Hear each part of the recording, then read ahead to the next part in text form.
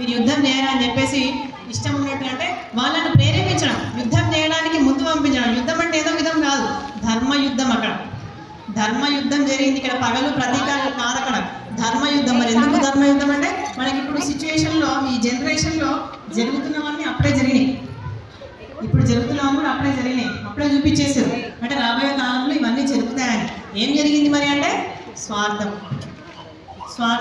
అసూయ, కుళ్ళు, కుతంత్రాలు, ఇవన్నీ కూడా అప్పుడే చూపించారు. ఎందుకంటే ముందు రాబోయే కాలంలో ఇవన్నీ ఖచ్చితంగా జరుగుతాయని చెప్పేసి. మరి ఇలాంటి సందర్భంలో మనము స్వార్థం లేకుండా ఏ పనైనా చేస్తున్నామా అంటే చేయట్లేదు. చేయడం అనేది మనం ఇప్పుడు నేర్చుకోవాలి. ఇప్పుడు మనం వచ్చినటువంటి సందర్భం ఏంటండి, సప్తశక్తి సంఘం. సప్తశక్తి సంఘం అంటే ఈ యొక్క నారీ మడులలో ప్రతి ఒక్కరిలో ఉన్నటువంటి శక్తిని బయటకు తీసుకురావాలి.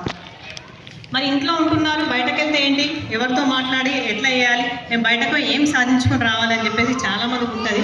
ఆ భయాల